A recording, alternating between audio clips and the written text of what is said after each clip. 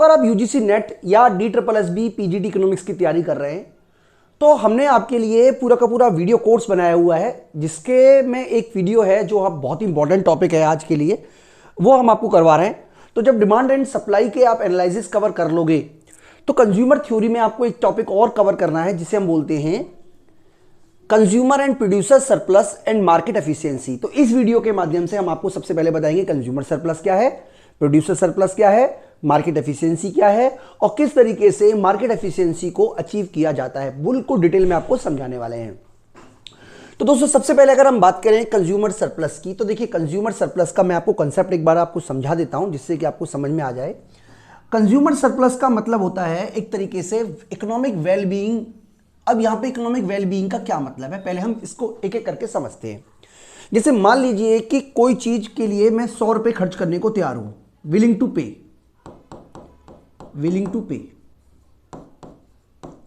मान लीजिए मुझे पानी की बोतल लेनी है, बहुत तेज प्यास लगी है, इतनी तेज प्यास लगी है कि इसकी हद नहीं है। तो मान लीजिए उस पानी की बोतल के लिए मैं 100 रुपए खर्च करने को तैयार हूं, मतलब 100 रुपए में भी अगर पानी मिलेगा। मान लीजिए आप किसी रेस्टोरेंट में गए और रेस्टोरेंट में एक पानी की बोतल रखी हुई है, पानी की बोतल में लिखा हुआ है 100 रुपीज प्राइस। तो कहने का मतलब है कि 100 रुपीज चले प्राइस नहीं भी लिखा, लेकिन मैं 100 रुपीज देने को रेडी हूं और प्राइस मिल गया केवल 20 रुपए का, यानी कि ये मेरा है प्राइस पेड, प्राइस एक्चुअल में जो पेड किया गया है। तो इसके बीच का जो डिफरेंस है वो कहलाता है 80 और यही कहलाता है कंज्यूमर सरप्लस। मैं आपको और एग्जांपल देके भी समझा दूंगा कंज्यूमर सरप्लस क्या है। अब देखिए, अब मान लीजिए कि अगर मेरा विलिंग टू पे प्राइस होता 100 रुपए और मुझे 100 रुपए ही प्राइस देना पड़ता, तो इसका मतलब यह हुआ कि किसी भी तरीके का एक्सेस पैसा मुझे प्राप्त नहीं होता, यानी कि इस केस में हमारी इकोनॉमिक वेलबीइंग जीरो होती। इकोनॉमिक वेलबीइंग का मतलब है कि वास्तव में जब हम कोई ट्रांजैक्शन कर रहे हैं तो उससे हमें कितना सेटिस्फेक्शन मिला, उससे हमें कितनी यूटिलिटी क्रिएट हुई, तो इसको बोलते हैं इकोनॉमिक वेलबीइंग। तो कंज्यूमर सरप्लस का मतलब होता है इकोनॉमिक वेलबीइंग। अब मान लीजिए सपोज कीजिए आप किसी मार्केट में जा रहे हो, मार्केट में आपने कोई शर्ट देखी, शर्ट के बारे में जैसे ही आपने शर्ट को देखा, आप किसी से बात नहीं कर रहे हो, आपने बिना किसी से बात किए अपने मन में एक माइंड सेट तय कर लिया कि इस शर्ट के लिए मैं मैक्सिमम 1000 रुपए खर्च करने को तैयार हूं, इससे ज्यादा मैं खर्च करने को तैयार नहीं। ऐसे थोड़ा नहीं होगा कि भैया अगर शर्ट जो है वो के लिए आप अपना घर बेच दोगे या अपना मोबाइल फोन बेच दोगे, भाई ऐसा थोड़ा नहीं होता है। इसका मतलब ये हुआ कि कंज्यूमर चाहे कोई भी हो, जब वो कोई गुड्स खरीदता है तो उसके लिए वो एक मैक्सिमम अमाउंट डिसाइड कर देता है, इससे ऊपर वो पैसा बिल्कुल भी खर्च नहीं करेगा। तो इसी को बोलते हैं हम कंज्यूमर सरप्लस, यानी कि ये हमारा है विलिंग टू पे। अब मान लीजिए मेरी इच्छा की विलिंग टू पे की हम बात कर रहे हैं कि मैं उस शर्ट के लिए मान लीजिए खर्च कर सकता हूं, ये मैं मिटा देता हूं, ये तो यही मिट गया। चलिए, मैं मान लीजिए मेरा विलिंग टू पे की हम बात कर रहे हैं, मान लीजिए मेरी विलिंग टू पे है शर्ट के लिए 1000 रुपीज, और एक्चुअल में वो शर्ट कितने की है ये भी तो डिपेंड करता है। अब मान लीजिए एक्चुअल प्राइस क्या हो सकता है उस शर्ट का, हम 3 केस लेके चल रहे हैं। पहला केस तो ये हुआ कि उसका एक्चुअल प्राइस 1500 है, दूसरा केस लेके चल रहा है कि एक्चुअल प्राइस 1000 रुपए है, तीसरा केस लेके चल रहा है कि एक्चुअल प्राइस मान लीजिए 600 रुपए। हम तीनों केस लेके चल रहे हैं। अब एक्चुअल प्राइस जब 1500 है तो मैं तो ट्रांजैक्शन करूंगा ही नहीं। क्यों ट्रांजैक्शन नहीं करूंगा? क्योंकि मैं मैक्सिमम 1000 रुपीज दे सकता हूं, तो भैया मैं 1500 रुपए क्यों दूंगा? इसका मतलब इस केस में तो ट्रांजैक्शन होगा ही नहीं, बात खत्म हो गई यहीं की यहीं।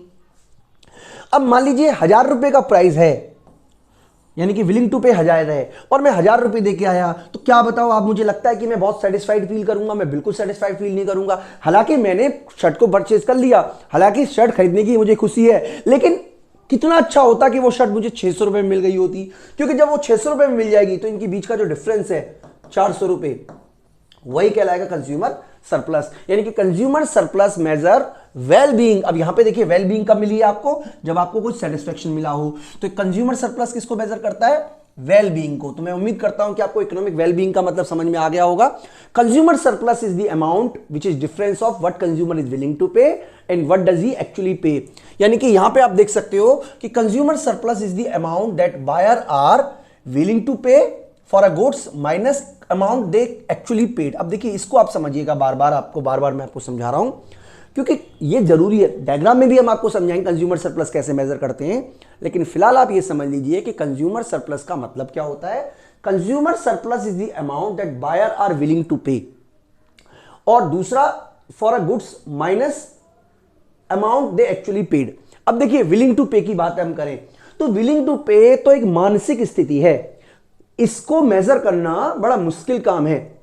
बेसिकली किसी गुड्स को इग्नोर करने के लिए, मतलब अगर आप किसी गुड्स को इग्नोर करना चाहें, इग्नोर ना करने के लिए आप मैक्सिमम कितना पैसा देने को तैयार हो, यानी कि इसकी यूटिलिटी पे डिपेंड करता है।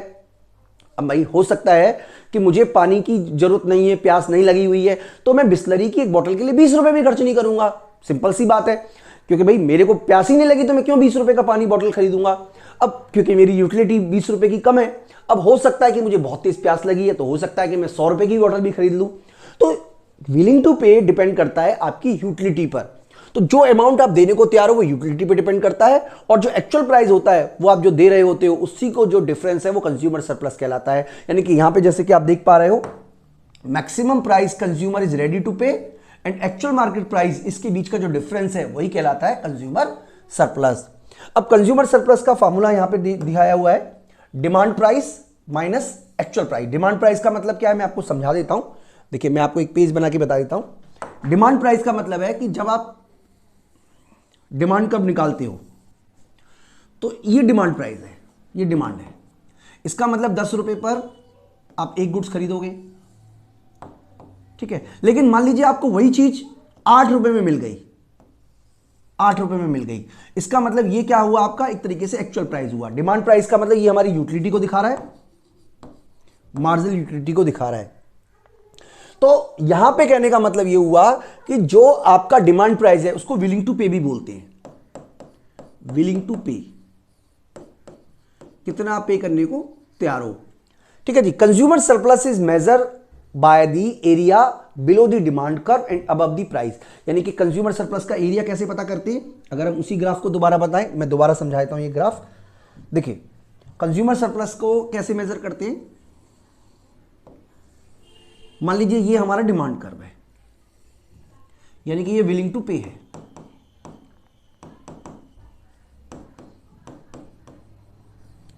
और ये एक्चुअल प्राइस है, ये हमारा एक्चुअल प्राइस है, जो कि मान लीजिए हमारा है, हमने मान लीजिए 10 यूनिट यूज की, तो ये वाला जो हिस्सा है, ये वाला this area, this is called consumer surplus.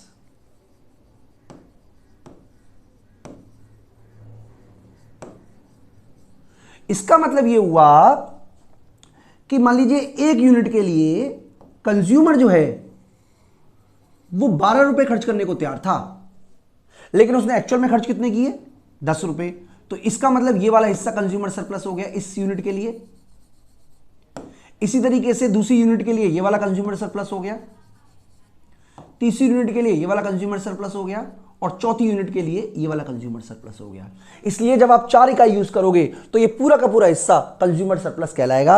यानी कंज्यूमर सरप्लस जो होता है वो डिमांड कर्व से नीचे होता है और प्राइस लाइन से ऊपर होता है। बाकी का हम आपको डिटेल में समझाते रहेंगे। Consumer surplus major by the area that is below the demand curve and above the price line. This is because the height of demand curve measure the willing to pay and जो actual price होता है वो तो आप पे कर ही रहे होते हो, तो जो बीच का जो डिफरेंस होता है वही कहलाता है कंज्यूमर सरप्लस। अब देखिए कंज्यूमर सरप्लस के कंसेप्ट को हम एक टेबल के थ्रू और डायग्राम के थ्रू समझ सकते हैं। मैं थोड़ा इसको छोटा कर देता हूं। देखिए सपोज कीजिए 4 लोग हैं, मैं एग्जांपल के लिए बता रहा हूं आपको। मान लीजिए 4 लोग हैं, हम यहां पे बायर के लिख देते हैं, बायर, ए बायर है, बी बायर, सी और डी, ये 4 बायर हैं। अब ये गुड्स खरीदना चाहते हैं। अब गुड्स खरीदने के लिए इनकी विलिंग टू पे तो अलग अलग होगी, एक जैसी तो होगी नहीं। अब मान लेते हैं कि जो विलिंग टू पे है, विलिंग टू पे यानी कि कितने पैसे वो खर्च करने को तैयार है, हम इसकी बात कर रहे हैं। मान लीजिए जो ए कंज्यूमर है वो 100 रुपीज देने को तैयार है मैक्सिमम, जो बी जो है वो रुपीस देने को तैयार है 80, सी जो है वो रुपए देने को तैयार है मान लीजिए 60, चलिए 70 ले लेते हैं जैसा इसने लिखा हुआ है, और डी देने को तैयार है मान लीजिए 50। ये विलिंग टू पे है। अब सपोज कीजिए कि जो प्राइस है, मान लीजिए प्राइस जो आता है निकल के, प्राइस आता है निकल के मोर देन 100,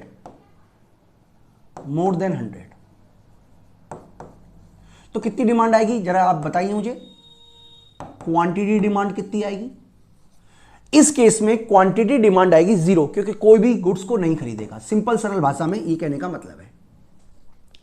ठीक है जी, कोई भी गुड्स को क्यों नहीं खरीदेगा? क्योंकि भैया सिंपल सी बात है, 100 रुपीज से ऊपर तो कोई नहीं देगा भाई। ए मैक्सिमम 100 रुपीज दे सकता है। अब मान लीजिए प्राइस आता है 80 से लेके रुपीज 100 के बीच में। अब बच्चों ये जो सीरीज है ये एक्सक्लूसिव सीरीज है, यानी कि एक्चुअल में 80 से 100 लिखा हुआ है, लेकिन आप 81 से 100 ही मान के चलना, क्योंकि 80 जो है वो नीचे वाले में कवर होगा। तो इस केस में केवल एक व्यक्ति ही ऐसा है जो गुड्स को बाय करेगा, यानी कि इस केस में केवल ए ही बाय करेगा, कोई और बाय नहीं करेगा। तो यहां पे मैं लिख देता हूं केवल क्वांटिटी आएगी 1 की। जबकि अगर प्राइस जो है वो 70 से 80 के बीच में होता, यानी कि इस केस में ए भी खरीद सकता था, बी भी खरीद सकता था, तो टोटल जो डिमांड आएगी वो 2 आएगी।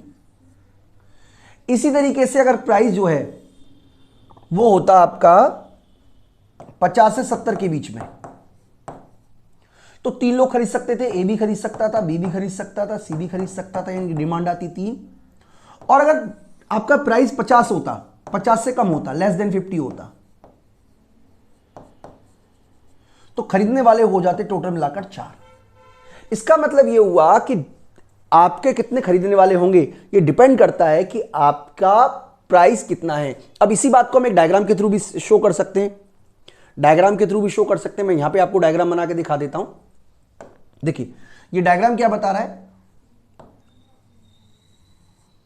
ये डायग्राम बता रहा है, यहां पे हम लिख देते हैं क्वांटिटी, यहां पे हम लिख देते हैं प्राइस। अब अगर मान लीजिए प्राइस 100 है तो एक डिमांड आएगी, प्राइस अगर 80 है तो 2 डिमांड आएंगी, प्राइस अगर 70 है तो 3 डिमांड आएंगी,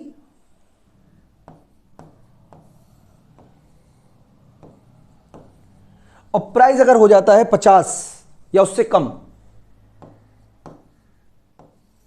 तो 4 डिमांड आएंगी।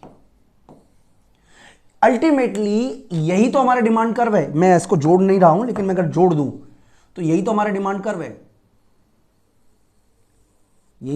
कर्व है, बेसिकली यहां पे हमें इंडिविजुअल के बारे में बात की गई है, इंडिविजुअल की, यानी कि ये बता रहा है कि अगर प्राइस 100 होगा तो एक खरीदेगा, 80 तक होगा तो 2 लोग खरीदेंगे, 70 तक जाएगा तो 3 खरीद लेंगे, 50 तक जाएगा तो 4 खरीद लेंगे। सिंपल सरल भाषा में ये आपको समझाने की कोशिश की जा रही है, यानी कि ये जो बनाया गया है ये इंडिविजुअल व्यक्ति के बारे में बताया गया है, यानी कि ये दिखा रहा है कि इंडिविजुअल व्यक्ति किस तरीके से बिहेव करेगा। बात करें अगर हम कंज्यूमर सरप्लस की, तो देखिए कंज्यूमर सरप्लस को के डिनोट के लिए प्राइस होना बहुत जरूरी है। मैं आपको ये वाला ग्राफ ही बना के दिखा देता हूं। इससे पहले हमने ये वाला ग्राफ बनाया था, एक बार आप बहुत ध्यान से समझिएगा, मैं दोबारा से बना रहा हूं क्योंकि हमें बेसिकली ये ग्राफ आपको समझाना है। देखिए हमने पहले, इससे पहले ये बनाया था, वो मैं आपको एक बार दोबारा से बना के दिखा देता हूं। हमने बताया था कि अगर प्राइस 100 रुपीज है तो एक खरीदेगा, ठीक है जी, 80 है तो 2 लोग खरीदेंगे, 70 है तो 3 लोग खरीदेंगे, और अगर 50 है तो 4 लोग खरीदेंगे। इसको थोड़ा सा मैं यहां से, एक मिनट बेटा, इसको थोड़ा सा नीचे ले लेते हैं, ठीक है। तो इस तरीके से आपको ग्राफ दिखाया हुआ है। मैं उम्मीद करता हूं कि आपको कंसेप्ट समझ में आ ही रहा होगा। ये लाइन नहीं बनाई है तो हम भी हटा देते हैं लाइन को, एक मिनट, ठीक है। ये चलिए बना देते हैं, क्या फर्क पड़ रहा है। हाँ ठीक है। अब मान लीजिए कि कंज्यूमर का जो प्राइस है, मान लीजिए जो प्राइस डिसाइड हुआ, प्राइस 80 डिसाइड हुआ, तो इसका मतलब है कि 80 पर डिमांड जो आएगी वो 2 आएगी, लेकिन कंज्यूमर सरप्लस केवल ए को मिलेगा, ये वाला हिस्सा, ये हिस्सा कहलाएगा कंज्यूमर सरप्लस।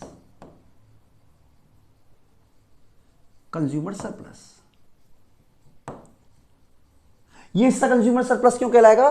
क्योंकि भैया अगर आप इस टेबल को देखोगे तो इस टेबल के अकॉर्डिंग प्राइस 80 रुपए आया तो 80 रुपए सभी के लिए आएगा। अब ये तो खरीदेगा ही नहीं, केवल 2 लोग खरीदेंगे। इसमें से इसको मिलेगा जो डिफरेंस 20 का, तो यही कंज्यूमर सरप्लस है, और इसको मिलेगा 0 का, तो इसका मतलब कोई कंज्यूमर सरप्लस को मिलेगा नहीं। तो इसीलिए हमने यहां पे ये शेडेड एरिया किया है। लेकिन अगर प्राइस गिर जाता है, मान लीजिए प्राइस हो जाता है 70, तो इसको मिलेगा कंज्यूमर सरप्लस ये वाला। यानी कि इस केस में एक अगर 70 प्राइस हो जाता है तो जो ए है वो विलिंग टू पे कितना है 100, और एक्चुअल पे कितना कर रहा है 70, तो कंज्यूमर सरप्लस होगा इसका 30 का। और बी जो है वो कितना प्राइस पे कर रहा है 80, विलिंग टू पे 80 है, लेकिन एक्चुअल में कितना पे कर रहा है 70, तो उसको कंज्यूमर सरप्लस मिलेगा 10 का। और इस केस में अब तीसरा व्यक्ति जो कि है 70 वाला, उसको कोई भी कंज्यूमर सरप्लस नहीं मिलेगा। तो इसीलिए हम कहते हैं कि अगर प्राइस गिरता है, अगर किसी कमोडिटी का प्राइस गिरता है, तो इसका कंज्यूमर सरप्लस पे पॉजिटिव असर पड़ेगा और कंज्यूमर सरप्लस बढ़ जाएगा। सिंपल सरल भाषा में अगर हम आपको समझाने की कोशिश करें तो कंज्यूमर सरप्लस का मतलब यहां पे ये समझाने की कोशिश की गई है कि कंज्यूमर सरप्लस उस एरिया को बता रहा है जो कंज्यूमर विलिंग टू पे है और एक्चुअल पे है। तो यहां पे आपको दिखाया गया है कि ये जो एरिया है, ये वाला एरिया, ये विलिंग टू पे है, यानी कि वो इतनी गुड्स सब खरीद लेगा, और ये वाला इसका है, तो इसका मतलब प्राइस ये वाला है, तो ये हिस्सा जो है ये ए का कंज्यूमर सरप्लस कहलाएगा, और ये वाला हिस्सा जो है वो बी का कंज्यूमर सरप्लस कहलाएगा। तो मैं उम्मीद करता हूं कि आपको कांसेप्ट बिल्कुल समझ में आ गया होगा। बात करें अगर मार्केट की, देखिए इंडिविजुअल व्यक्ति को जोड़ जोड़कर मार्केट निकलता है, ये हम सब लोग ऑलरेडी जानते हैं। तो यहां पे मैं आपको ये वाला ग्राफ भी समझा देता हूं, ये क्या कहने की कोशिश कर रहा है ग्राफ आपको। तो दोस्तों ये वाला जो पूरा टॉपिक है हमने मैनक्यू की किताब से लिया है, और मैनक्यू की किताब के से हमने ये पूरा का पूरा टॉपिक कवर किया है। तो हम पूरी कोशिश कर रहे हैं कि आपको स्टैंडर्ड बुक का ही यूज करें, कोई ऐसे लोकल बुक का से टॉपिक आपको कवर ना कराए। तो देखिए ये मान लीजिए हमारा डायग्राम के थ्रू समझा रहे हैं। मान लीजिए ये हमारा डिमांड कर्व बन गया, ये हमारा डिमांड कर्व है,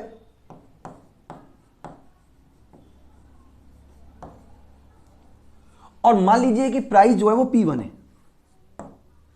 तो इसका मतलब क्या हुआ कि इतनी गुड्स खरीदी जा रही हैं। मान लीजिए चलिए 80 रुपए मान लेते हैं, 80 रुपए पर 2 लोग गुड्स खरीद रहे हैं, और ये हिस्सा हमारा कंज्यूमर सरप्लस कहलाएगा। टोटल कंज्यूमर सरप्लस ये हो जाएगा, सभी कंज्यूमर को जोड़ के ये हमारा कंज्यूमर सरप्लस कहलाएगा।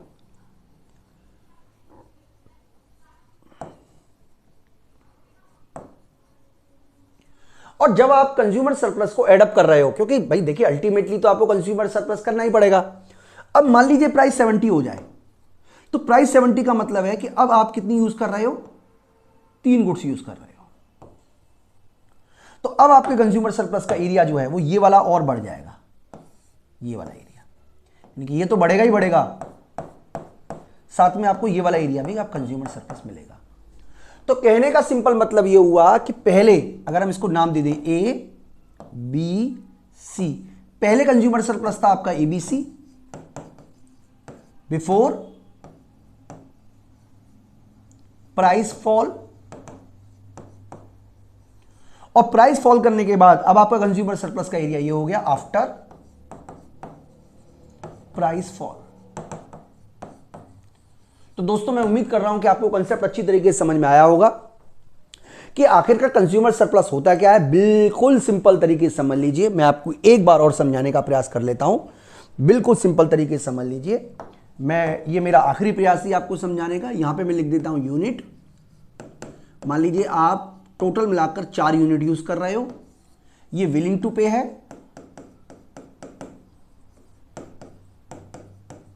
मान लीजिए एक यूनिट के लिए 100 रुपए, 80, 60 और 40।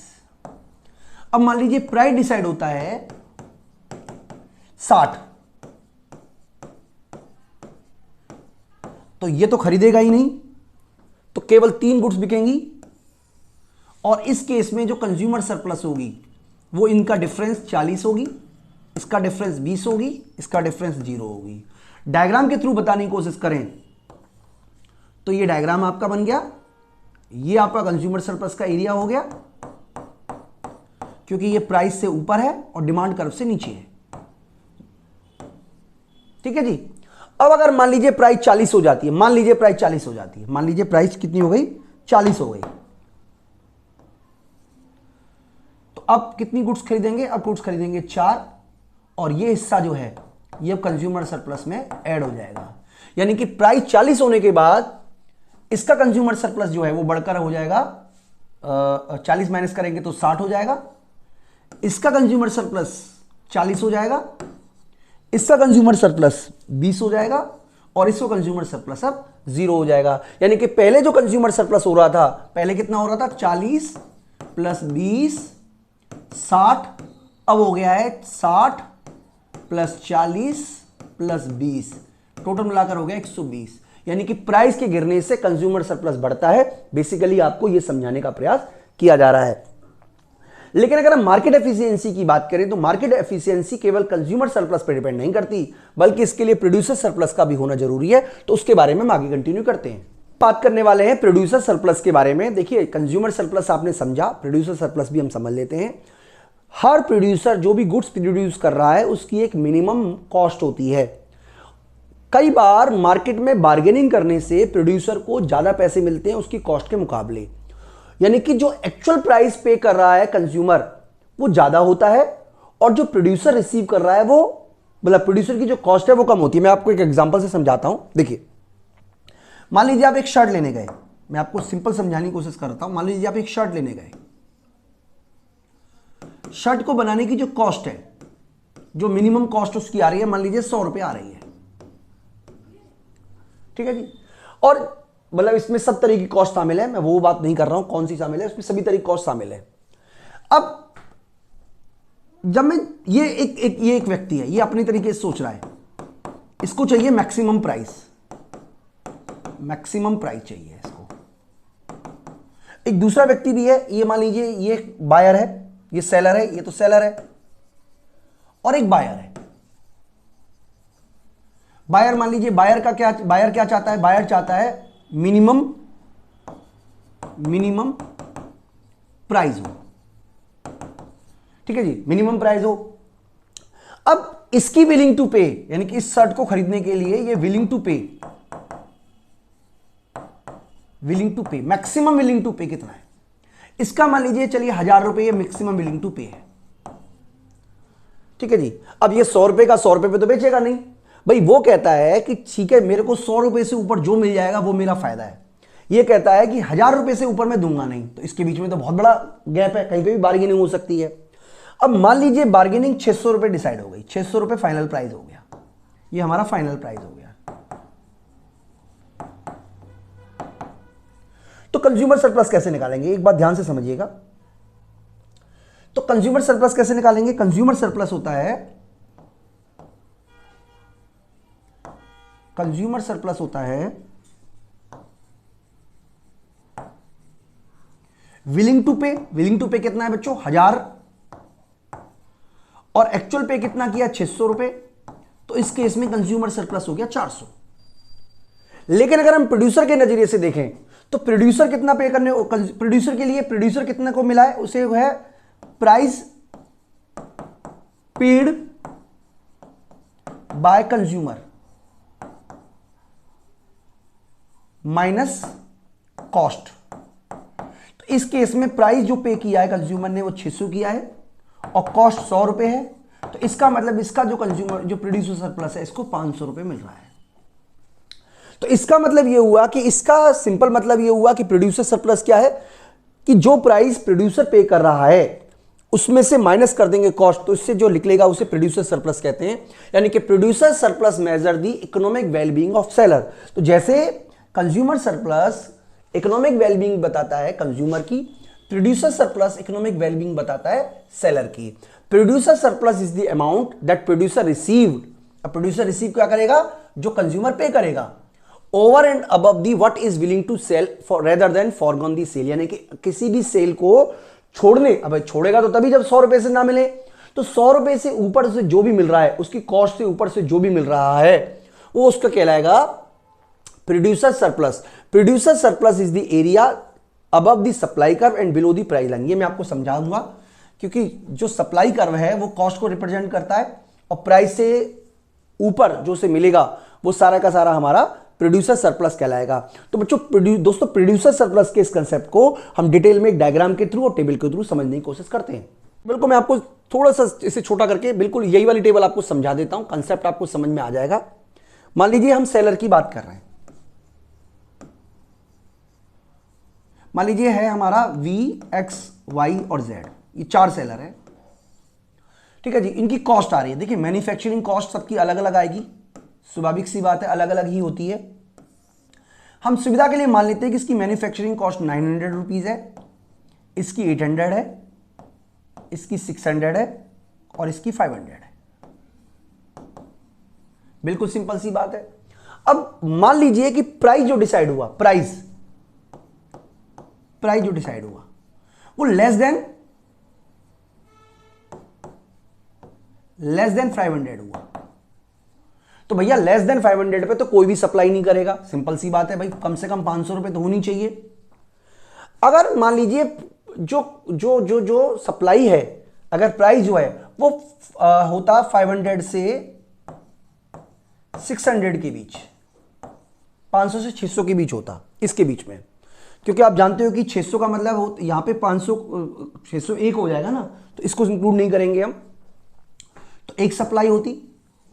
अगर इसी तरीके से प्राइस होता 600 से 800 के बीच, यानी कि अगर हम इसे इंक्लूसिव सीरीज में लिखेंगे तो लिखेंगे 600 टू 799, ठीक है, इसको इस तरीके से याद रखिएगा। तो इससे इसमें केवल 2 ही सप्लाई करेंगे। अगर प्राइस डिसाइड होता 800 से 900 के बीच में, तो 3 लोग सप्लाई करते, और अगर प्राइस डिसाइड होता मोर देन 900,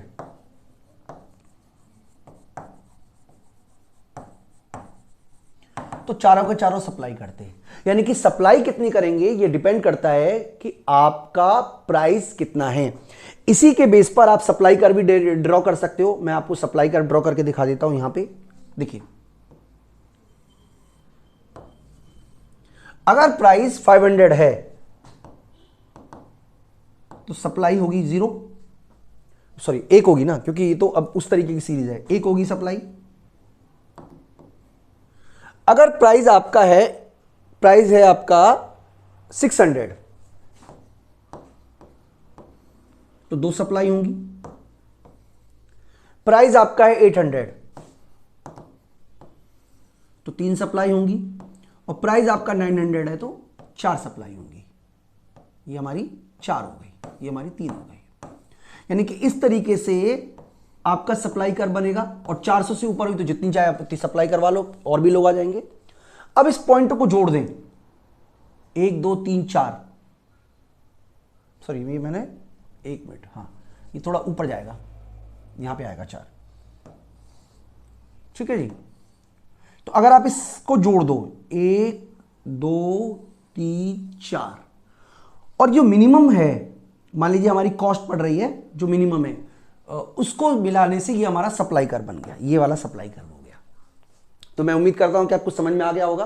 बेसिकली आपको ये समझना है कि जैसे जैसे प्राइस बढ़ेगा वैसे वैसे सप्लाई बढ़ती है, क्योंकि कॉस्ट पे डिपेंड करता है। अब जिसकी कॉस्ट मान लीजिए आ रही है 900 रुपए, प्राइस हुआ है 500, वो क्यों बनाएगा भाई? वो नहीं बनाएगा, वो तभी बनाएगा जब प्राइस उसको 900 से ऊपर मिले। तो इस कंसेप्ट के बाद हम आगे कंटिन्यू करते हैं। इस डायग्राम के थ्रू हम समझते हैं कि अगर मान लीजिए प्रोड्यूसर सरप्लस की हम बात कर रहे हैं, प्रोड्यूसर सरप्लस की बात कर रहे हैं, हम एक बार टेबल दोबारा से बना देते हैं आपके लिए। टेबल में हमने माना कि जो यूनिट है और प्राइस, मान लीजिए प्राइस 500 है तो 1 बनेगी, 600 है तो 2 लोग बनाएंगे, 800 है तो 3 लोग बनाएंगे, और 900 है, कम से कम 900 है तो 4 लोग बनाएंगे। ये हमने माना। डायग्राम के थ्रू अगर हमने समझने की कोशिश करें तो हमने माना कि अगर प्राइस 500 है तो 1 बनेगा, 600 पे 2, 3 और 4, यानी कि ये हमारा एक तरीके का कर्व बन गया। तो ये 600 में लिख देता हूं, यहां पे मैं लिख देता हूं 800, यहां मैं लिख देता हूं 900। ये हमारी 1 यूनिट है, ये 2 यूनिट है, ये 3 यूनिट है और ये 4 यूनिट है। अब प्राइस मान लीजिए डिसाइड होता है 600, यानी कि ये हमारी मान लीजिए ये तो हमारी कॉस्ट है। अब मान लीजिए प्राइस डिसाइड होता है 600,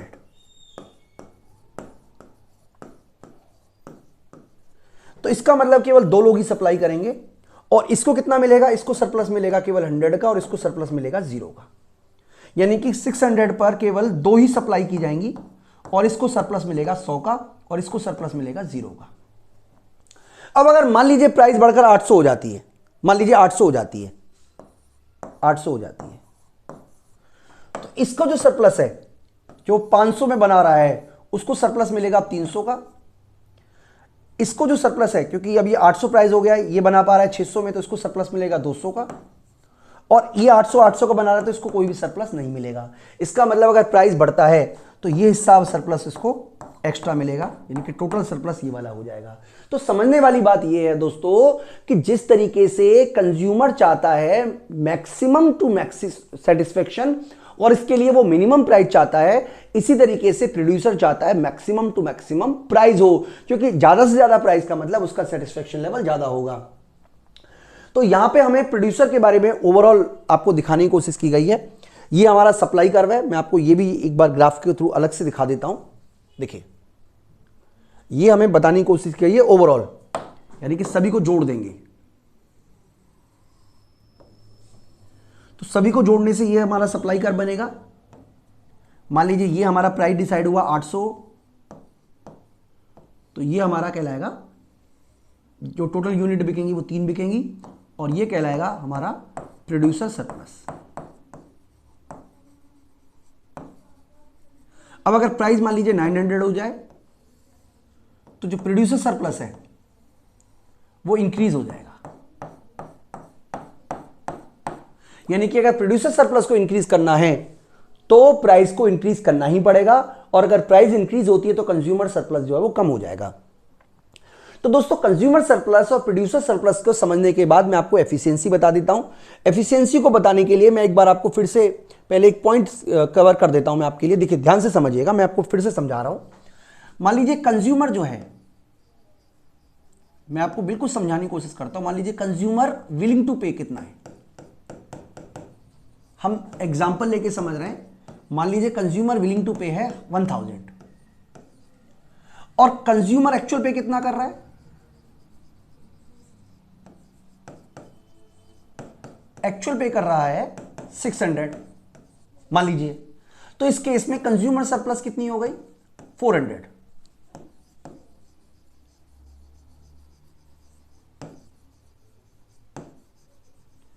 ठीक है जी। अगर हम प्रोड्यूसर सरप्लस की बात करें तो कंज्यूमर एक्चुअल पे, या आप कह सकते हो प्रोड्यूसर रिसीव, एक ही बात है।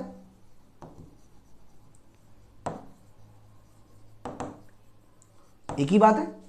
तो प्रोड्यूसर रिसीव कितना कर रहा है, 600, और मान लीजिए उसकी जो कॉस्ट है वो आ रही है 300। तो इस केस में प्रोड्यूसर सरप्लस कितना है, 300 है। और अगर हम कंज्यूमर सरप्लस को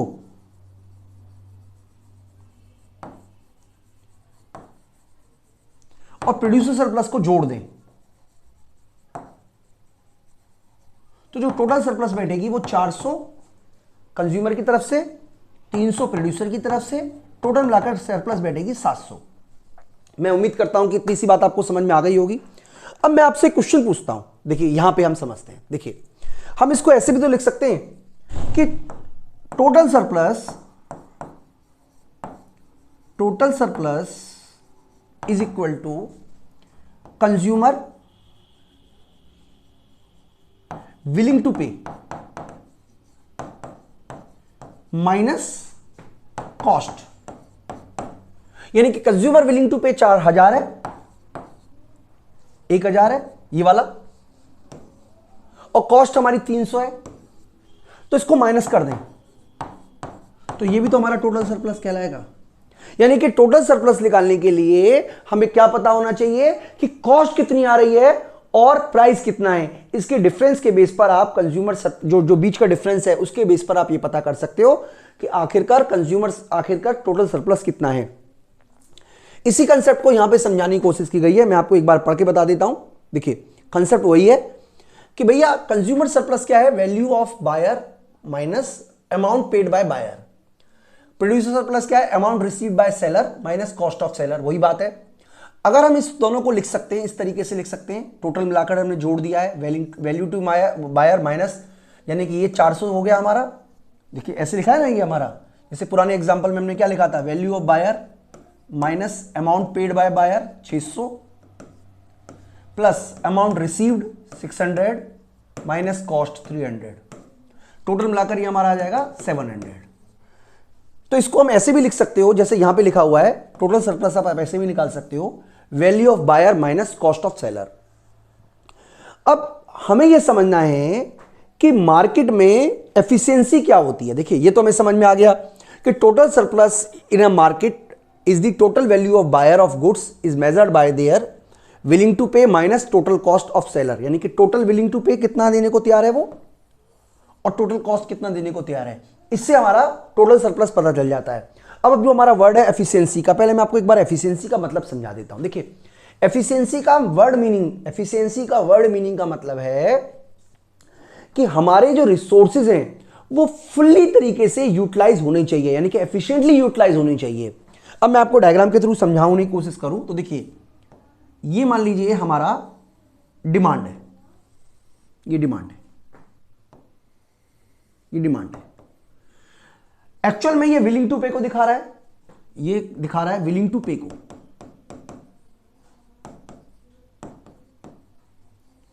और ये हमारी सप्लाई है, सप्लाई हमारी कॉस्ट को दिखा रहा है।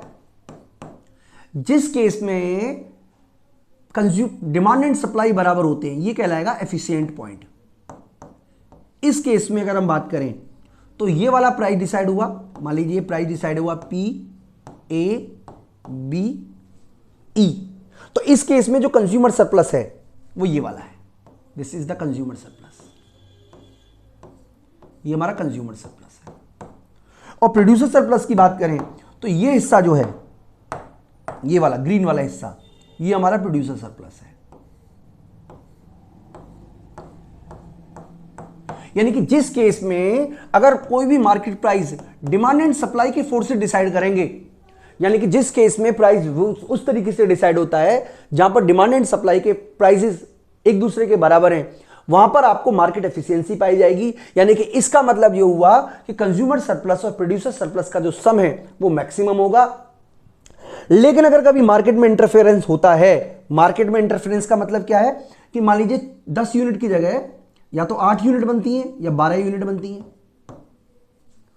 उस केस में देखेंगे हम तो ये गैप क्रिएट हो जाएगा। यानी कि इस केस में ये वाला हिस्सा है विलिंग टू पे,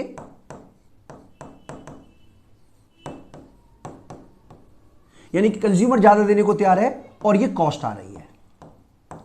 तो इसको मतलब ये हुआ कि जितनी कॉस्ट आ रही है कंज्यूमर उससे ज्यादा पे करने को तैयार है।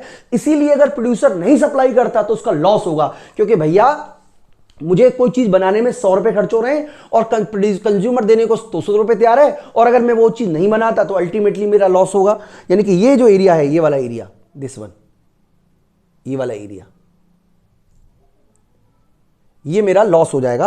अगर मैं इससे कम प्रोडक्शन करता हूं ये लॉस हो जाएगा,